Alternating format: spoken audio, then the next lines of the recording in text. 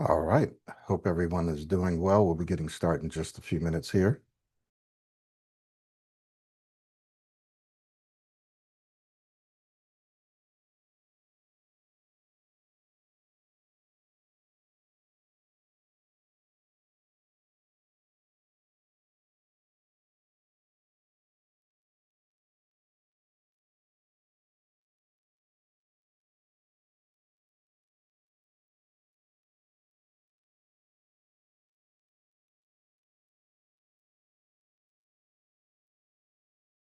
Hey, Michael, Okay, Farooq.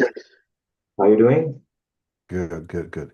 We're already live on YouTube. I just want to let you know that. Okay. Yeah, All right. good that you told me that. So we'll just wait for a minute or two, and then we'll Mhm. go ahead and get started. Good. You have the outline or the Yeah, emails like that I yeah. sent out? But you will be leading this, right? Yes.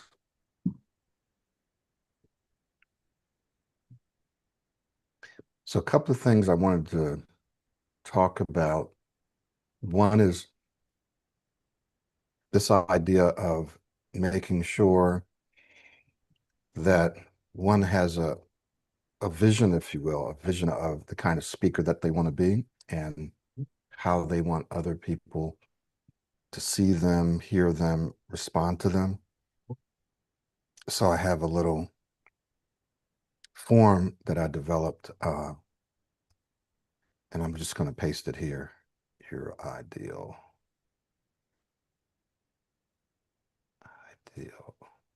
speaking identity. No, that's wrong. Okay, get back to that. So I'm just going to post that in the chat and then I'll repost it again later. Good.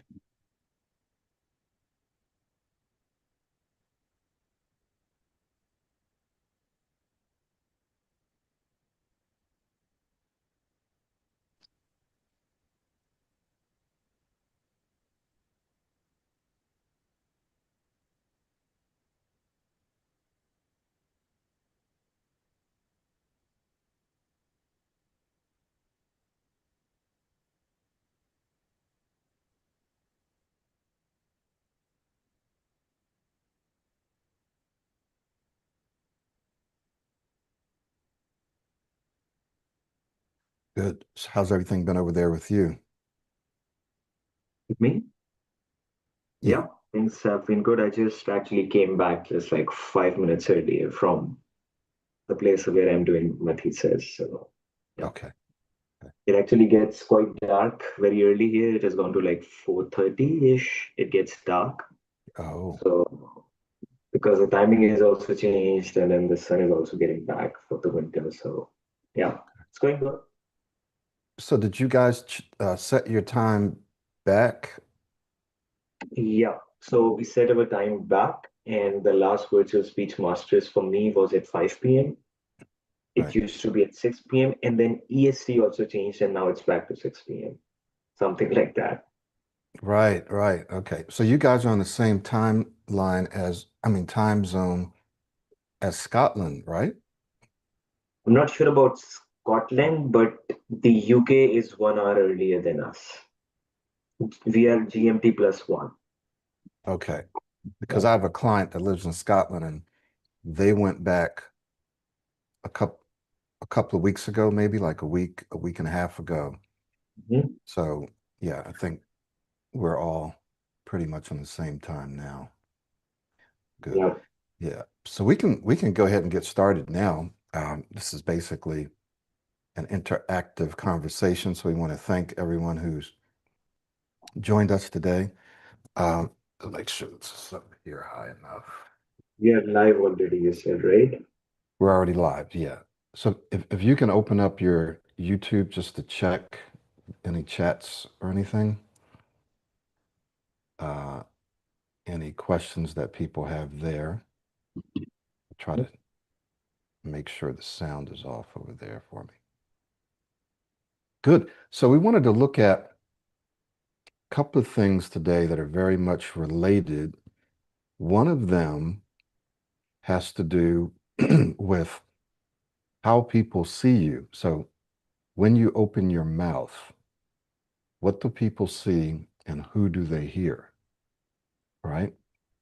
And then as I started to think about that more and did a little research, I found at least a couple of articles. One has to do with Amazon and all the jobs that they're phasing out. So it's not that they're necessarily cutting jobs, it's just that they're not hiring as many and they're allowing jobs to expire. And we're talking tens of thousands of jobs, so not just a couple of hundred. And a lot of these jobs are going to um, robots. I know this firsthand because I'm consulting with my sister-in-law. She's in healthcare industry and she's converting to robots and AI. So I'm on the inside. I can see what's happening. And so my point is that a lot of jobs that, for example, engineers and developers used to do, even many jobs, as you heard, in factories, like hands-on jobs, are gradually and sometimes very quickly shifting over to robots and AI. So what does that mean for people who have historically, and when you and I have probably worked with people or we've heard people say that growing up, especially in places like India, where it's heavily focused on technology, um, they didn't necessarily get all the training that they needed in verbal communication skills. That just wasn't a big focus for them at the time. And so many of them, especially if they struggled with their speech, they would get very comfortable, sometimes even hide. I mean, I'm not saying this. I've had people tell me that they purposely took jobs where they knew they didn't have a huge speaking responsibility, right? So picture that. So picture being in your career where you don't necessarily have a huge speaking responsibility. Yes, you had to interview. Yes, you have to do updates. Yes, you have to collaborate, but you don't have to do that maybe from in a leadership capacity, or you don't have to do it all the time. So what that means is that now, as many of those jobs begin to go away, what are you going to do now, right? And so there's going to be a lot more competition for different jobs. Dare I say fewer jobs, but I'll definitely say different jobs. And those jobs are going to require things that it's more difficult for AI and robots to do. Not saying that they won't be able to do it one day, but at least now it's a bit more difficult to collaborate, to communicate, to persuade. Of course, they can probably do all these things at some point, but there's some things that just take that human touch, human passion, even things that maybe people want humans or prefer for humans to do, which means that you and I are going to need to continue to sharpen up our verbal communication skills and become better than the average person. And it doesn't matter if you stutter, stammer, speak too fast, or just struggle with public speaking, you're going to have to really sharpen those communication skills now because the market is it's kind of always been this way, but now it's happening very quickly. So what are your thoughts about that, Farooq? Interesting point, Michael. And just like you said, everything is shifting towards AI and stuff like that. So now I think the basic two criteria for someone to be successful is how do they use AI? Now the skill has become how to use AI and then how to speak. Obviously, AI can't speak for you when you have to like present stuff and stuff like that. It can and it might later on, but for now, it's really, really important to work on these two skills, like learning how to use AI and then learning to be a better speaker. And oftentimes, as I was just speaking about my master's thesis that I've started off with, so when I got in, my supervisor knew that I don't have the skills of programming, AI, software, and stuff like that I would require for the project, but he saw some presentations from me. And he knew that if I work on this, I could do a very good job at presenting the outcomes, at presenting the results and stuff like that. He also knew that although I don't have the other skills, but with AI, with ChatGPT and stuff like that, I can easily get them or easily translate them over.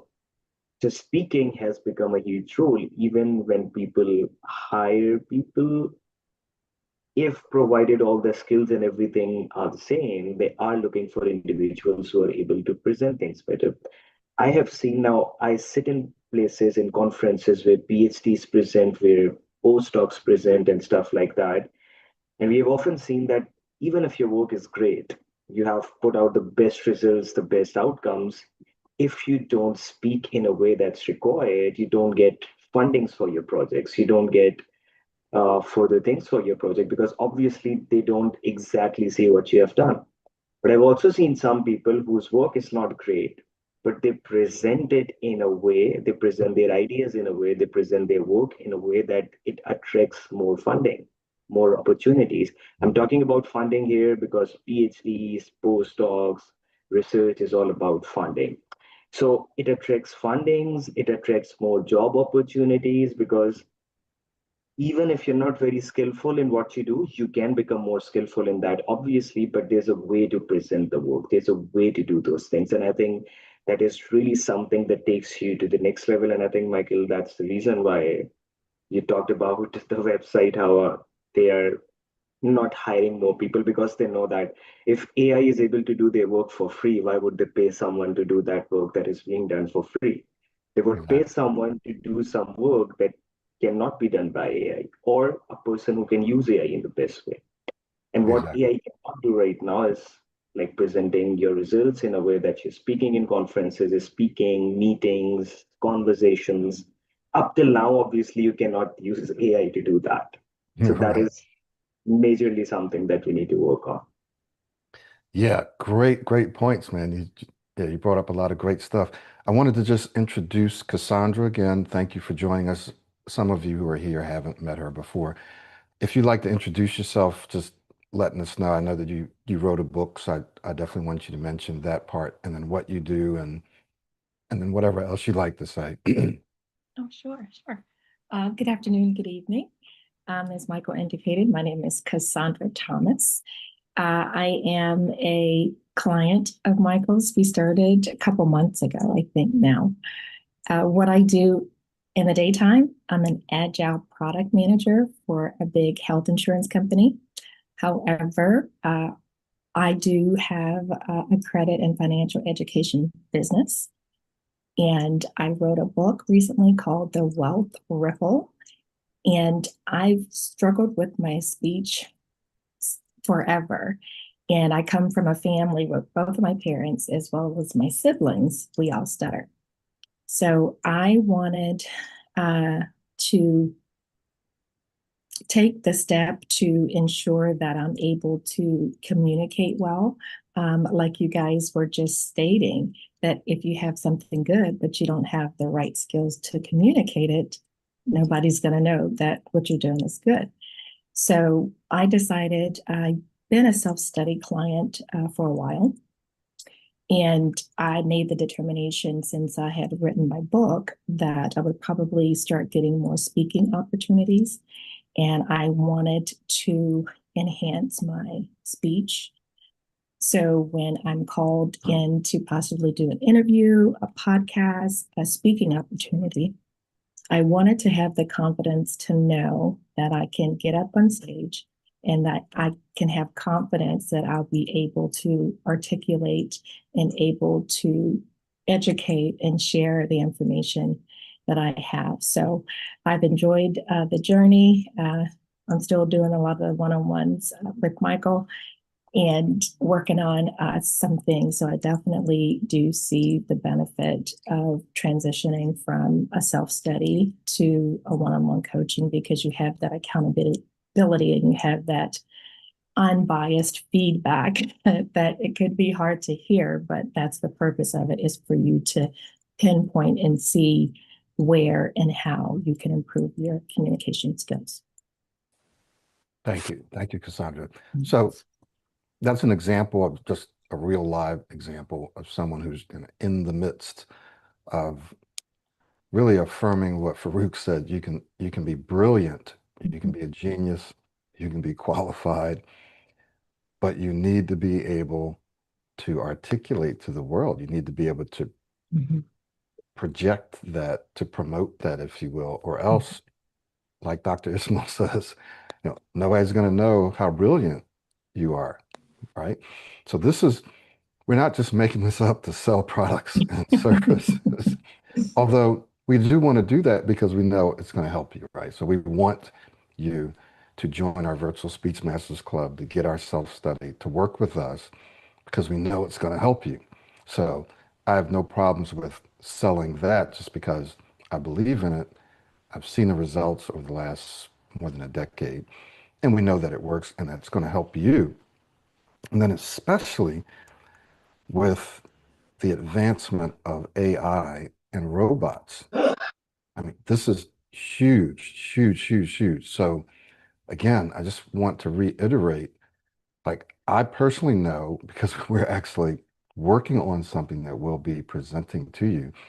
We're working on an AI mic, and this AI mic will be filled with knowledge from our videos and session transcripts and stuff like that.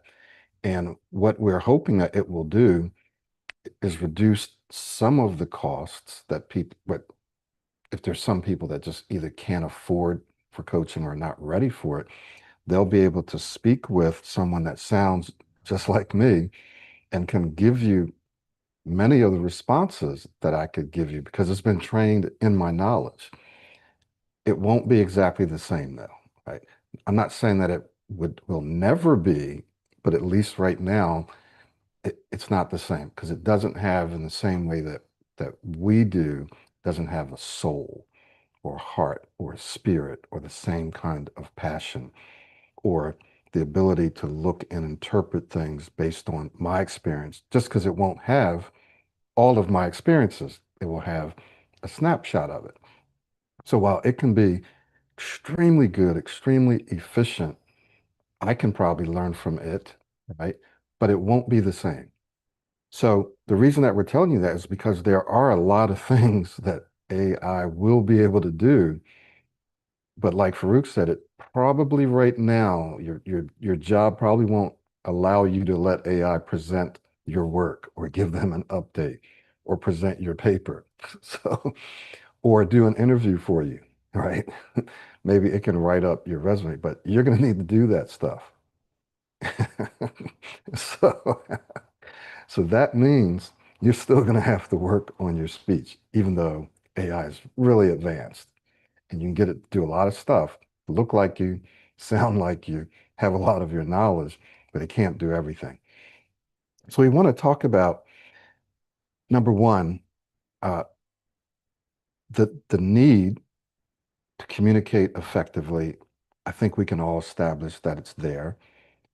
And because of what we do in Pro 90D, it doesn't matter if you stutter or not. It doesn't matter even if you're severe. Farooq can tell you this, and many of our other clients can tell you this. And I think that some of them are here.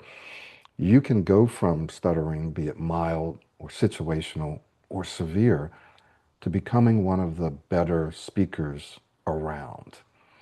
And definitely, I'd like for Farooq to share some examples of that in just a minute. So it doesn't matter whether you've had a speech disfluency like that or you speak too fast and people just have a hard time understanding you, or you have speech anxiety and so you get cloudy, or you negatively anticipate or worry about upcoming speaking events. Doesn't matter. We can help you with it. So one of the first steps is for you to kind of identify your ideal speaking identity. Like, who do you want to be as a speaker? How do you want for people to see you as a speaker? So I want to stop there because I'd love for Farooq to add anything he'd like, or Cassandra, if you have something to add. but also to share how, Farooq, you went from severe stuttering to now being in Germany in one of the top schools for neuroscience and being invited as a student to come do high-level presentations because you're that good. So much. Thank you. And that was not planned, but right here I also have like a certificate for the last presentation that I did at an organization. It feels really good and sometimes feels quite weird in that sense about, and it's not only me, so it's not only Michael's experience or my own experience, but I think like Haley is also here, so probably she can also share in a Toastmaster. So it's with everyone, every single person who joins the program, who commits to improving their speech. And although we say that this program is obviously not only for people who stutter, but we see that the people who stutter are the most committed to working on their speech, and this makes their journey a lot faster because they have no other option. They're like, we have to work on our speech, else we will keep struggling with our life like that. And I think this is what puts people on the track. So yeah, being on a side where you're not able to say your name, being on a side where you're not able to say even one single word, being bullied because of your speech, people saying to you that you can't even say your name, what will you do in your life? And now being at a place where the average person asks you for advice about how to present better, how to speak better, how to have better conversations, it feels very unreal. If someone would have told me before joining the Pro 90D speech system that this is going to happen, I would never have believed it, like never ever have believed it. So this is really something that changed my life. And then all the people who Michael has helped and all the people that I help, that indirectly Michael is helping because I got trained from Michael and now I help those people out. So it really takes your speech, like Michael says, from a liability to one of your greatest assets. Now I look forward to presenting. Now I look forward to like whenever I can get a chance to present, whenever I can get a chance to have an interview, have a conversation, like where I have to speak because I know that my skill would come out right there. People would see my skill when I get the opportunity to present, speak, have a conversation, and stuff like that. And there have been occasions where I have presented, and after literally 3, 4 months, I would meet someone, and people would say that, "Oh, you had a great presentation that day." And I was like, how do they even remember the presentation that happened 3, 4 months ago? So probably there is something about presenting, the way I have learned to present with the Pro 90D speech system. I'm not saying that I'm an excellent and amazing presenter, but I'm still learning. But what I've learned, I think it has something to do with the presentation style, how you say things, that people even remember that so many months later. They even remember your work that you did, the research work that you did, because of the way you present. And I know because I have sat in some research presentations, sometimes you just don't understand what they are saying. They have done some great work, you exactly don't get what they are saying. And after the presentation, you almost forget it completely. And right now, at a master's stage, that might be fine. But when you move ahead, when you move forward, when you start your own business with it, when you start your own work with it, like I said, you won't get many fundings because people won't even know what's your idea. What do you want to do with this research project? Even if it's not a research project, if someone is planning to do a startup, a business, or something like that, gaining fundings for that is also very hard because once again your idea for a project, your idea for a startup business could be amazing, but it's just about how you present it to them. It's just about how you let them know how you would move forward with it. And if you're not able to do that in the best way, no matter how great your idea is, you just won't be able to put it across. So it's really important how they see you, although as we'll just speak about later in the webinar, you focusing a lot on how they see you will not have them see you in the best way, but how people perceive you, your presentations, your conversations, the work that you do, how you present it, it's going to make a huge impact. So for me, it has been a complete transformation. So many people like go onto YouTube, Michael's channel, and see on the website even uh, that we have. Check out all of the reviews from people. And Michael, I think also we have some people who have their befores and afters. And oftentimes you will be surprised to see how much change people come across with this stuff. So, Yeah. yeah. Exactly. I don't know if anyone else here, like Haley or anyone else has any input, feel free to go ahead and raise your hand and jump in. You can do voice, you can do video. Same thing with you, Cassandra. If you have anything, just kind of put your hand up. But this is very important because there's a couple of different drives that motivate people to get help. One of them, these are major drives. One is financial, but the other is emotional, right? We're pretty much all emotionally driven, the bottom line. We might support that with logic, but we're emotionally driven for the most part. So some people choose to work on their speech. They want to work on it. They want to invest in it because they're going to just feel better about themselves, their self-esteem, their self-image, their self-confidence. They're going to feel more calm and relaxed. So they're going to be healthier, physically healthier. They're going to be mentally healthier because they're not worrying and stressed all the time. I know exactly how that feels. So that can drive certain people to say, I want to work on my speech and I'm willing to invest the time and money to do that.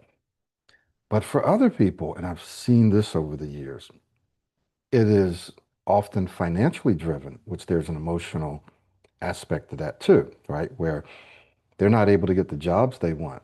They're being passed over or they're avoiding. They're not going out creating or taking advantage of the opportunities that they have in their company or their school or their business. And so they're not earning what they could. Sometimes they've even done interviews and failed those interviews because of their communication skills. So my point is that this is an investment, right? When you talk about working on your speech, it's an investment of time, of energy, and yes, money. And yes, there's lots of stuff you can do that's free. What we found is that when people join our self-study course uh, and or they attend our virtual speech masters club, and when they really want to accelerate the process, they work with us privately, just like Cassandra said. And it's an investment, usually of thousands of dollars, 1,000, 2,000, 3,000, whatever it is. But the good news is that you get a return. And often we see people get a return many times over with their first job, right? They work with us. And I'm thinking of a couple of people right now. They did interviews, they didn't get the jobs. They worked with us within a month or two. They got the jobs, they earned all the money back, plus some that they just recently invested. And if that doesn't happen quickly, trust me, it will happen eventually, like somewhere down the road. And usually it's not that long, it's not that far out where you get that money back. But that's just the financial return. There's also the emotional, the mental, the spiritual return that you get just feeling free. Actually, I'm going to just use that word. You just feel free. You just feel free to go out and socialize more. I've worked with people who've connected with parents and family members that they hadn't really connected with before. One guy connected with his father, who he never really had a great relationship. So we're talking that those emotional, psychological returns that you get from investing in your speech. So one of the things that I mentioned earlier that you want to do is to clarify your identity. Who do you want to be as a speaker? Modeling can help you with this. You can see models out there and go, I'd like to project myself like that. I'd like to sound like that. I'd like to speak like that. Great way to start. In your own mind, you may have some clarity on what you'd like to look like and sound like. Um, here's something that I've thought about for many years. Now it's kind of unconscious. And I learned this from Brian Tracy, basically, is that when I'm talking with people, if I'm presenting or if I'm just in a one-on-one conversation, and you'll find even when you don't open your mouth, just your presence, I want people to feel good about themselves and feel better about themselves having been around me, having spoken with me, having listened to me. I want them to walk away feeling better. If I'm giving an update or I'm giving information, I want them to walk away with something valuable. Like Farooq said, I don't even remember what this guy talked about. Or I remember what you talked about weeks ago or months ago, right? You gave them something of value. They had a good impression. So that's been one of my goals for many, many years. And I believe that I am currently achieving that. That comes about as you having the ability and taking the time to identify who you want to be as a speaker. So I have a little exercise and I've already pasted the link, but I'll paste it again. And I'd like for you guys to do this. You don't have to do it right now. You can do it now if you want, but probably better that you pay attention and participate with us. But if you'd like to do it, you can. So I put the link there. So that's the first thing that we wanted to cover is the importance of your having a vision of who you want to be, the kind of speaker. Did anyone have any comments about that? Anything you wanted to throw in? Farooq or Cassandra, Ashley, anyone? Okay. So let's look at this next one. Um, Free yourself from the pressure of trying to be perfect so you can focus on consistent real growth. Now, Farooq, you said something earlier. Maybe you can repeat it. What we don't want you to do and what will be counterproductive is to constantly be worrying about and thinking about what other people are thinking about you. We call this the fear of judgment. That's counterproductive, right? So, who can tell me what we mean by creating a vision or having an identity where you are thinking about how you want people to see you, right? So you are kind of concerned, I want people to see me this way. What's the difference in that and worrying about, especially while you're speaking, how people see you? Is there a difference? And if so, what do you think it is? So I'm going to open that up to anyone out there or even you, Farooq, to just kind of share your thoughts on that. Good point. Really interesting. So I think it's a matter about focusing on, I hope this does not happen, towards, I want this to happen. So it's like a shift of focus from what you don't want to what you want. Oftentimes, when people focus on other people, they focus on the fact that I hope they don't judge me like this. I hope I don't mess up. I hope I don't get stuck. I hope I don't have a bad impression. I hope don't. I hope don't. I hope not. So it's about shifting that focus towards, I want this to happen. For example, I want to be clear. I want to be impactful. I want to be valuable. Now, how can I be more impactful? How can I be more valuable? Let's say, how can I be more clear? So you're directing your focus towards what you want, how you want to project impact to the people, how you want to give value to the people, how do you want to be clear to the people? Instead of, I don't want them to judge me like this. I don't want them to do this. So from what you don't want to what you want is a real game changer right here. And Michael, I'll just add a very small point about what you said earlier. I think I missed it before. I saw one study like a few weeks ago, I would say, and that study showed that when you pay for something, even if it's the same thing, like for example, if you would coach someone for free, according to that study, their chances of being successful would go down a bit. So even if it's the same thing, when you pay for something, your chances of success in that multiplies. And the more you pay, the more the chances of success multiply. That is also one of the reasons why we often speak about the coaching and how it helps people to progress faster. So I just wanted to mention that because I just saw a study and just came to my mind. So, yeah. There are quite a few studies out there like that, and you wouldn't think it's true. It doesn't mean that we completely devalue free information, but it's it's a part of human nature. We just tend to value things that we have to invest in, that we have to invest time, but also money, right, that we have to pay for. Um, and that doesn't mean that people don't take advantage of it or not helped by free content or low cost. But these studies have shown exactly what you just said. So, yeah. Uh, okay. So then it's important that you separate and that you understand that there's a difference between creating a vision and wanting something to happen. Like, I want people, and we use the model Vic and Rick, I want people to get some value from what I'm saying. I want this to be relevant to you with whom I'm speaking. I want to make sure I hold your attention. I don't bore you to death. I want to make sure I'm clear, that you can understand my accent, you can understand my enunciation, my articulation, you can understand me logically. I want that to happen. So you can create a vision of, this is how I want to project myself. That's different. That's a desire. That's something that you're working towards, and there are specific steps you can use to get there.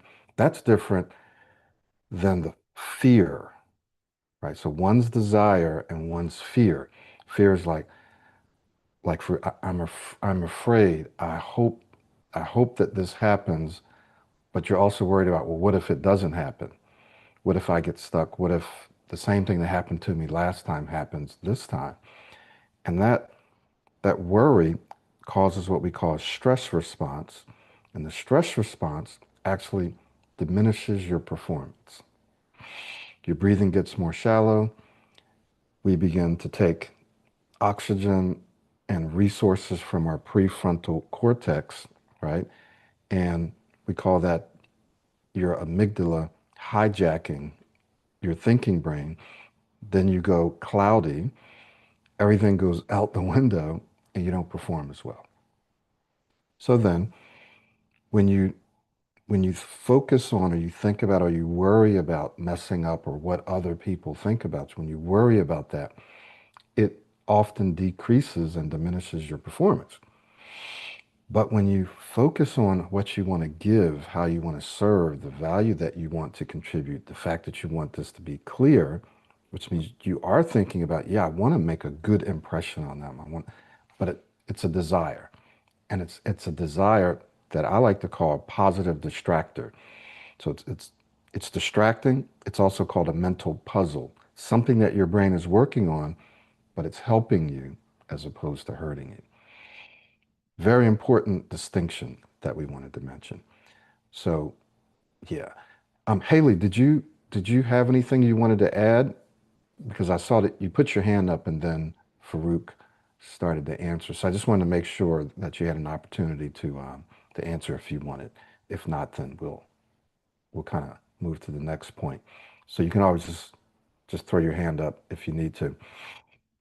This last one, at least for this part of our discussion, has to do with developing a speaking rhythm and mindset that rewires how you think, feel, and sound every single day. So, so Cassandra, I'm just gonna ask you, when we talk about developing a speaking rhythm, right? How you speak, your mindset that rewires how you speak. What do you think we mean by that? What are your thoughts about that?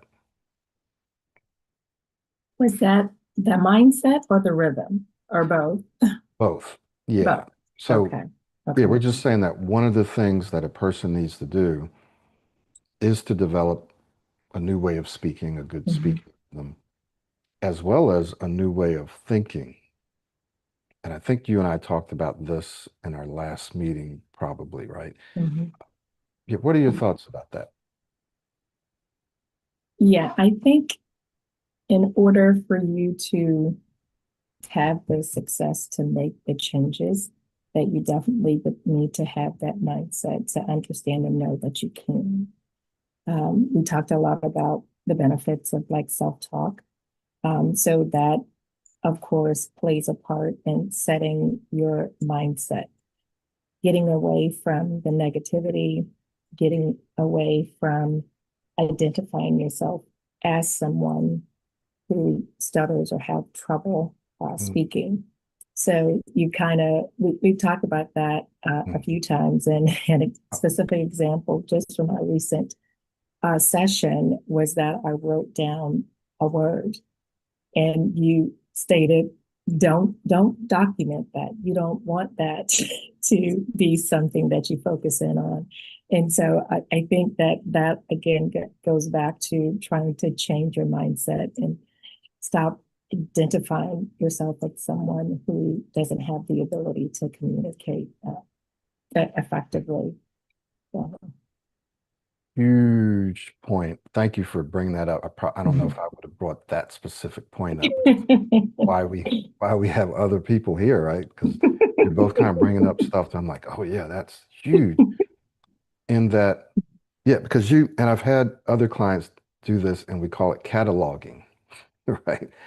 Where you catalog all the words and sounds, even the situations where you've had trouble in the past, right?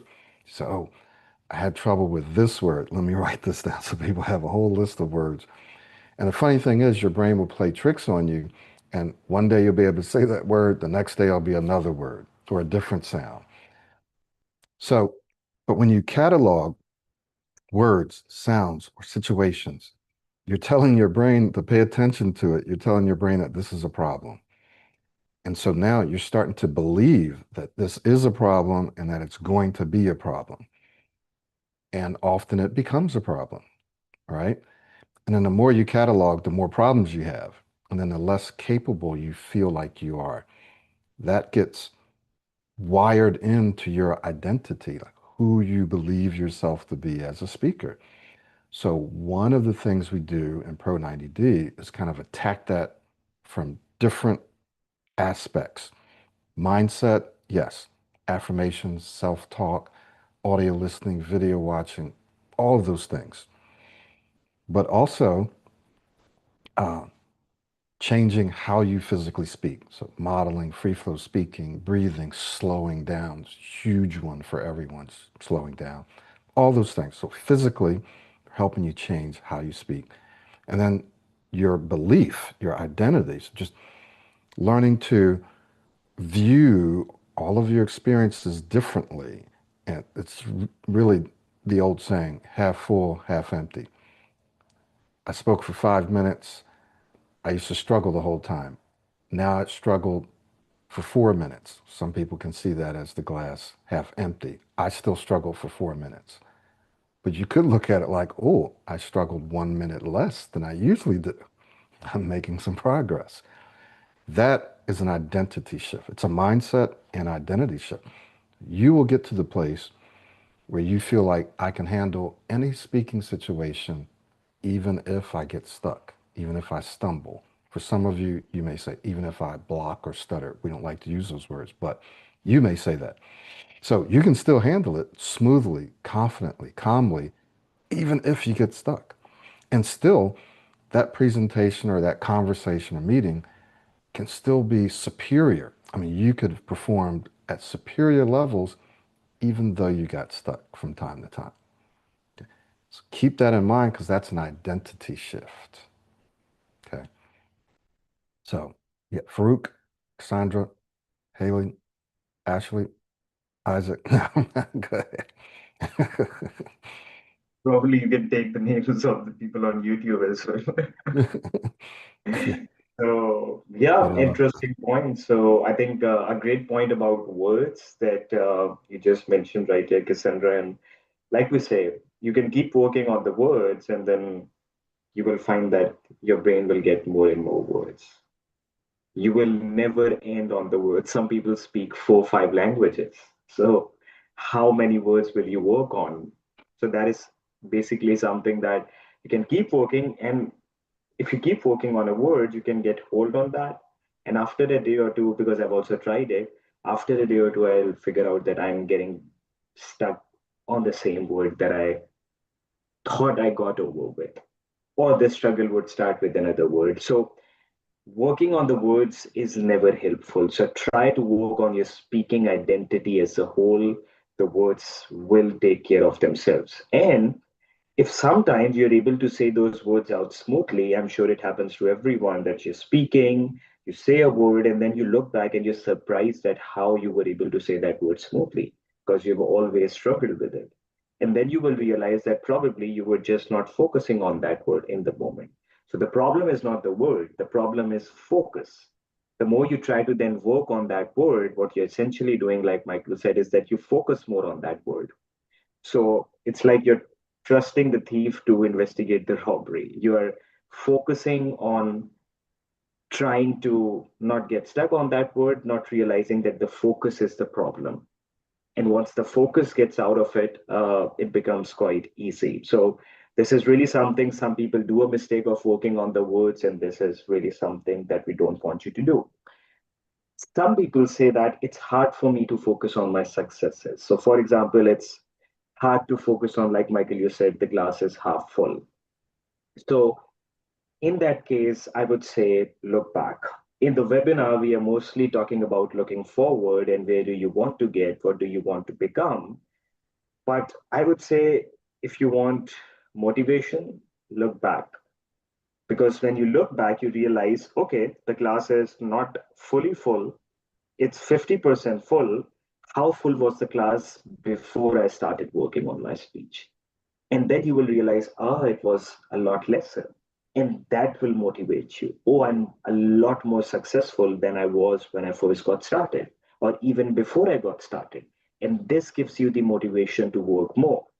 It's good to focus on what you want as a whole, but don't keep looking at it and keep comparing it to your state right now, because then you will always feel like a failure. You will always feel like I'm working on my speech, but I'm still not there.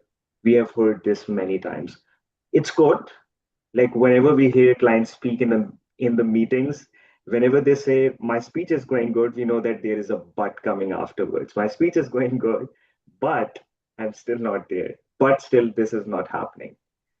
So we would say, but a lot of the things are happening that were not happening before.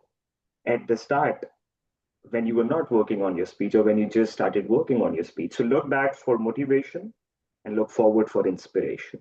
So whenever you look back, you realize, okay, these are the things that I was doing. And then you find out your successes. So if you have a hard time focusing on your successes, if your mind is overwhelmed with failures, look back and see, have I improved from before? And that's where it will be a lot easier to focus on the successes. So this is something which is really important and just something that I wanted to add right here, Michael. Yeah. Very, yep. Good. So one of the things that you said that I've been telling my clients more and more and more now, and it's in the program, but this again is human nature.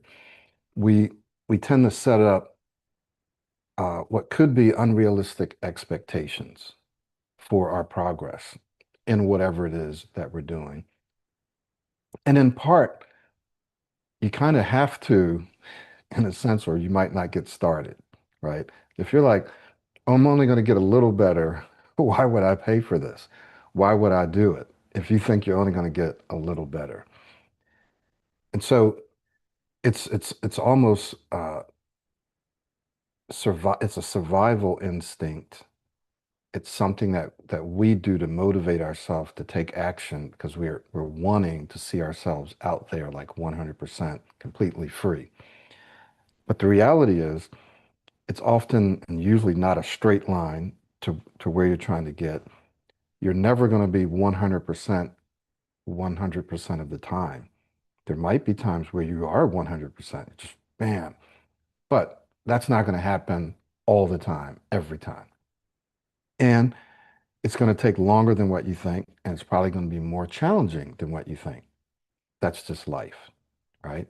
But if you focused on that, you'd never get started. You just wouldn't. You would go and buy something where someone promised you all those things that you expect, that you want. That's going to be easy, it's going to be fast, you're going to be 100% or completely this. And we're not saying that this process can't be relatively fast and that you won't be way up there where you're like amazed at what you're doing. Uh, we're not saying that that doesn't happen and that it won't happen. But if you're expecting it and you're looking for it and you're expecting it to happen quickly, you will get disappointed and it will erode your momentum. You'll start to slow down, lose motivation, look for other things, doubting yourself, doubting your own progress. Like Farooq said, if you just, I just got finished talking to someone within a week or so. I said, just look back a couple of months ago at where you were. I mean, we can look at the video and then look at where you are now. It's just night and day. But because you're the one experiencing it, sometimes you can't see how far you've actually come. So one of the things that we try to do is to help you establish realistic expectations. And they can be high, but they just need to be realistic because they will hurt you if they're unrealistic because you'll constantly be thinking, I'm still getting stuck. I'm still having problems with this. I still can't do that. That alone will slow you down and sometimes cause you to regret just thinking about what you still can't do. You really have to focus on what you are doing, what you are able to do, as well as the steps that's going to get you there. So it's like if I want to walk from here to the bathroom, I can't just think about it or talk about it. I actually have to get up and take individual steps that's moving me not to the kitchen, but to the bathroom. Right? I gotta move to the bathroom. So this is why it's important to have an ideal identity set up. Hey, this is what I want to sound like. This is what I want to look like. This is the impression I want to make on people. Now, what are the steps I need to take every day to get there? And one of the steps we're discovering more and more is changing your inner dialogue, your thought. And one of the ways people are doing that is through affirmations, even if they're just listening, because it floods your mind and it keeps you thinking about stuff that's different than what you would normally think. And one person I know that we've talked about this before is Cassandra. I know that you mentioned this before, but we've spoken specifically about how affirmations, the listening and repeating, has affected your mindset, your self-talk, your affirmations, therefore your performance. If you would just share a little bit about that specifically. Yeah. Yeah, so I can definitely see the negative impacts of not doing my daily affirmations compared to the days where I do them. It motivates me, it inspires me, it gives me that mindset to know that if I do what I'm constantly saying, and my three affirmations are I don't have to rush, I can take my time, I'm an excellent communicator, and I always speak smoothly. So I do those each morning and throughout the day, a lot of the times to constantly remind myself of those items that I have as my affirmation. So that's my confirmation before I'm even opening my mouth to kind of know that I don't have to rush. I can take my time, and that kind of gets the day rolling, and I can have a much better speaking day. Now, you also listen to affirmations. What about how many minutes a day on average would you say? I know it expands and Very- shrinks, right? Yeah, we Right. talked about, but just give us an idea in a week, the average, or some days you might do this, some days Mhm. you might do that. Like, just give us an idea of that. Um, and I'm going to get better with this. I don't do it every single day, but most of the days, I have my personal computer next to my work computer, so I have Michael on a lot. And so as I'm listening, I'm also trying to repeat and kind of use the same type of inflection and pauses. I'm trying to do my modeling after Michael. So on average, in a given week, I would say maybe 30 minutes a day. There's some days where it's, nil to none, and then there's other days where it's hours. So I'm going to get better at ensuring that I'm doing that every day because I definitely see the benefits of just constantly reminding myself and immersing myself in that positive um, talk about how I can have the ability to speak smoothly. Yeah. So this helps to change your thinking, what you're Mhm. thinking, what you're saying, how you're Yes, feeling, helps to reform your identity, and this impacts your performance. it does. So this is very important. Someone had a question from YouTube. I'm just going to throw this out. Um, Hi, friends. During speaking, if I inhale through the nose, I face breath shortness. What do I do for this? I'm just going to quickly answer this, Farooq, if you have something in addition to add. But when we speak, we do a combination of breathing through our mouth and nose. Some people might breathe more through one than the other, but we do a combination. If you try to speak and you hold your nose, it's going to feel very weird and it's going to sound weird too. So you are taking some air in when you're speaking. Usually they're shorter breaths kind of in between. What we try to do, and this can be temporary, is to retrain you to take more breaths, not all, more breaths in through your nose, especially if you have a problem with shortness of breath or you forget to breathe. When I say forget to breathe, we know you have to breathe to some degree, but some people just they find themselves holding their breath, running out of air. This happens all the time. So we want you to recalibrate that process.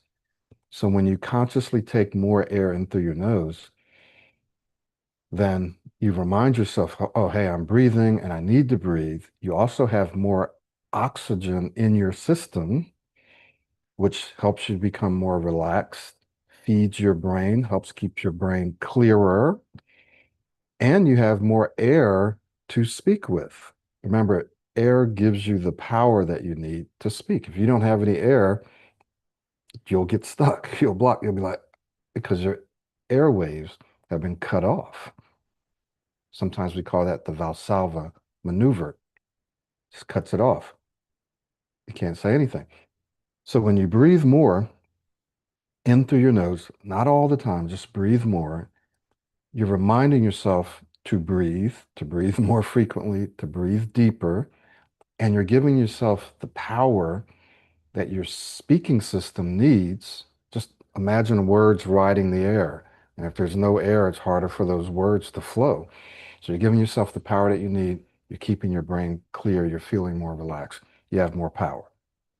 So I would say, as a solution for you, do more 777s or something similar, right, throughout the day. And just take more breaths. Again, not all, just more breaths through the nose.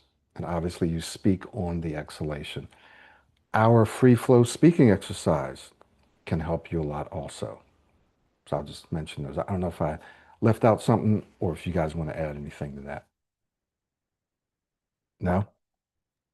Yep, I think it was good, Michael. It's really good that someone mentioned breathing because It's often the times we have seen that without breathing, almost nothing else works. You can try to extend, you can try to blend, you can try to do those things, but if you don't have enough air in your system, it often does not work out. So breathing triggers extending, breathing triggers blending. Breathing can often trigger your new speaking style as well. So we have seen some people who use breathing and they say to us that whenever we breathe, I feel like I get into my new speaking style. So breathing, I'm really happy that someone mentioned it right here. It has a huge role to play. So yeah, especially as you're working on your speech, try to breathe in more through your nose and obviously exhale through your mouth. I feel like the 777s help me in my daily life as well. Now, I don't really need it for my speech because for presentations, interviews, I don't feel that anxious. But if for a different situation in life, I'm feeling a bit worried, I'm feeling a bit anxious, it starts to pull me in my comfort zone. It starts to pull me back towards my rest and digest mode, no matter whatever the situation is. So it has a huge, huge role to play. Often people who struggle with their speech, you will see that they also struggle with breathing. So breathing, in order to develop a good control over your speech, it's important to develop a good control over your breathing as well. So these 777s, breathing exercises, breathing while you're speaking, helps you develop a better control over your breathing. And then, like Michael said, it gives you more energy, say what you want to say, and it puts you into a relaxed mode, which is incredibly, incredibly important. Yeah. Thank you, Farooq. So we have one more question, and then we'll wrap up, and we'll wrap up by asking if anyone has any other questions. But someone asked a question on YouTube, and it's it's kind of a common question, right, Farooq, that we get, and it's what techniques or what techniques should we think or focus on when we speak? Just a simple technique to focus. Like they're like, don't give us anything complicated. Just something very simple that will help me now when I speak. And that's all we want, Michael and Farouk. But um, it's simple and it's complex, right? Because there are different things that affect how different people speak. And for some people, you and I know, I'd say for most of us, if not almost all of us, when we feel confident or we feel comfortable, calmer, confident, we speak better. This isn't 100%, but it's a good majority of the time. When you feel confident, comfortable, you're going to speak better, right? So that's something that's psychological, that's emotional, that's not even, it's physiological, yes, but it's not like I've opened my mouth to speak and I got stuck. I just feel more confident and now I'm speaking better. Or I feel more relaxed, or I don't feel judged, so I'm speaking better. So that's one. For someone else, it might be slowing down their speech. Nothing to do with confidence, or at least very little to do with confidence, just breathing more and extending their words more. For someone else, it's using their free flow speaking style. That is just blending or linking their words more, right? So there could be hundreds of different things that any individual could do that could dramatically improve their speech. So we can't really give you one, but if I were going to give you one, it would be three. It would be three things because they're all interconnected. One would be self-talk.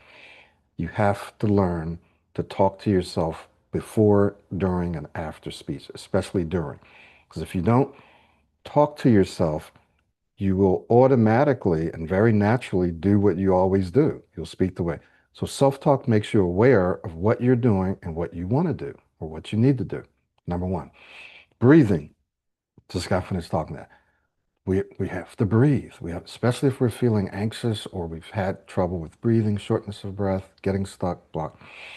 We have to learn to breathe more, breathe a little bit more fully and breathe more frequently. That would be the number two thing to focus on. And number three would be slowing down. And there's various ways to slow down. Some people can just tell themselves to slow down. That works. Some people, when they take breaths, helps them slow down. When they pause, that helps. Some people, we have to tell them, extend your words or super extend your words. Some people have to say, um, what's the word that we use, Farooq, when we want to like have them slow down in an extreme manner? What do we usually call that? Focus, slow your speech down, probably. Yeah. Some people have to just, oh, yeah, that and extend every single word, right? Mm. Sometimes people have to say, okay, every single word I need to extend, and that slows them down enough. So as you can see, there's lots, even articulation, telling someone to articulate more can slow their speech down. So just within the one technique of slowing down, there's a variety of ways to slow down. So we can't just give you one. But if I had to give you one, I'd give you three, and that would be self-talk, breathing, and slowing down. Those three things help the most people. I'm gonna go as far as to say 99% of 99% of the people that we've worked with, they've had to do all three of those things minimally. Yeah, exactly. I would say like not learning to slow down your speech if you're a fast speaker, which we see that most of the people who struggle with their speech are, and working on the other things is probably just like learning to play football or soccer as it's called in USA without learning how to walk. It's that basic, but it's incredibly important. You cannot do the other things because first aspect is developing the control over your speech. Once you have the control, then you can play around with things. We have also seen that some people who try to do modeling and stuff straight from the start, it doesn't work because your speaking style is completely different than your model. So modeling and stuff can become a lot harder as well. Blending can become a lot harder as well. But when you put your speaking style more similar to your model by slowing your speech down, by having a better amount of control over your speech, the rest of the things, the rest of the stuff becomes really easy. So that is obviously something breathing and slowing down that we would recommend. And then without self-talk, although Michael mentioned it as a thing, without self-talk, nothing else works because you would have to let yourself know what do you want to do. So it comes without saying. Like even if you were just to say breathing and slowing down, self-talk would be, what do we call it? Complimentary with it. So you have to do that. Remind yourself of it and stuff like that. I just want to speak about one point really short in a minute Yep. because we are Yeah. speaking about how do you see yourself as a speaker and identity, and we talked about how to not focus on certain words and stuff like that. We also don't want you to use the word stuttering, stammering, blocking, and stuff like that at all, because often we have seen that that also hinders the progress of people. Even though they speak well, they still see themselves, oh, I'm speaking well, but I stuttered on that word. I blocked on that word. I stammered on that word. You're just giving your brain more content to verify the belief that you stutter the more you use those words. So it's really important to not use those words. We like to ask the people when they're working on their speech, even if they don't have a very good speaking situation, even if they get stuck more, whatever, to either say that I just got stuck because we know that everybody in the world gets stuck, or just to say that I spoke less smoothly. So when you see your speech in terms of smoothness, when it was good, it was more smooth. When it was not so good, it was less smooth. So you're filling up your mind with smoothness, more smooth, less smooth. And if you keep filling your mind with blocking and stuff like that, even a success you would see like it was a success because I blocked less. And once again, you are, I would say, decreasing the impact of your success by saying that you blocked less. Although you might say that those are the same things. I spoke more smoothly, or I blocked less, or I spoke less smoothly and I stuttered less, or I blocked more. But how you say them, how you phrase them to yourself makes an incredible amount of difference. So that is certainly something that we want you people to focus on because even if you're doing all the work, all what we are talking about, focusing on the skills and stuff like that. But if you keep looking at it like, I got stuck, am I getting stuck more? Am I blocking more? Am I stuttering more? Then it would keep hindering your progress. See in terms of smoothness. And oftentimes, we ask people to go back, look at their speaking situation once again. Sometimes they feel like it was a failure, but when they have a relook at it, they are often able to find successes. So if you find out successes, you can, in fact, if you look out for successes, you can often find them out. You will be like, at least I started off a bit better. At least I was feeling more confident. At least this happened. At least that happened. Those things you might have overlooked a bit earlier. So when your mind is always scanning for the failures, when you failed, when you did not do good, then you will find more of that. When your mind is always scanning out for successes, you will find more of that. Then you will find more successes. Then you will look out for more successes. You will be proactive. You will go out for more speaking situations so that you can accumulate more successes. Your mind would be focusing on the successes, how I can grow the successes instead of the failures are happening. I hope these failures do not increase. I hope that does not increase. I hope I don't fail more. Towards how can I succeed more? It's from what you don't want to what you want. Really important. So just wanted to add that up. Absolutely, absolutely, man. Thank you. Yeah, that's great. Yeah, we're going to start adopting that more. I spoke less smoothly, or I spoke more smoothly. Even as opposed to saying I get stuck. That was just probably a way not to substitute the word block or stutter. But even a better way is to say just I spoke less smoothly. So I really like that. And you've been mentioning that for a little while now. So we're going to wrap up now. Does anyone have any additional questions? I'm going to be sending out a series of videos using using the letters CARVE, CARVE. Look out for those in our email. I think we may be posting them also on our YouTube channel and Spotify. Watch those videos, extract the information that you can. I also posted our website here. It's just pro90d.com. You can get information about our virtual Speech Masters Club. So when I send out the replay to people that's on our mailing list, we'll put a link to that. On our website, there's a link to work with me privately as well as Farooq. So you can go to his page, you can book assessment session with him. And I also will include a link to our affirmations, which is a very inexpensive, easy. This is easy because you're basically pressing play and listening. It's an easy and a great first step to changing your mindset, also changing your identity, which directly impacts your performance. So it's a great, easy first step, and it's inexpensive, it's like 24 bucks or something like that. So we encourage you to do that. Let me just check on YouTube. Have you checked on YouTube to see if we have any other questions? No. Okay, good. Well, thank you guys so much for joining us. We hope that this was helpful. We hope that you will listen out for and look for one or two new things that you can take with you that you can focus on that'll help to change your life.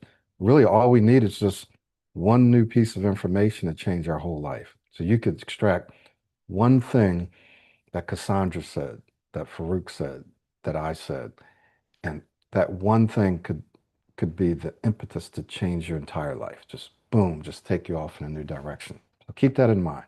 That's why these things are valuable. All right, Farooq, anything else? Nope. Okay. So we'll see you guys hopefully on Saturday at our virtual Speech Masters Club. Farooq, do you have a link for that that you can paste in the chat box?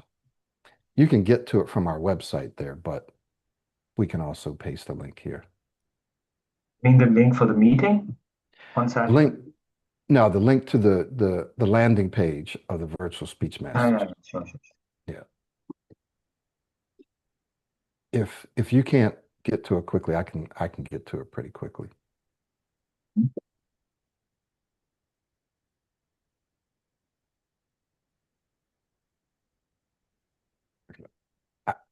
think I got it right here. And join us here. Okay. All right. Thank you, Farooq, for being here as always. And we will see you on Saturday where you can learn to practice under pressure. We have different scenarios. We just got finished doing planned presentations. We'll be moving on to something else for the next 2 Saturdays. We put you under pressure. You can practice. You get real feedback from the audience and from us, and you give yourself feedback. And you can actually see yourself grow within that session as well as from week to week. So we encourage you to attend there. All right. We'll see you all next time.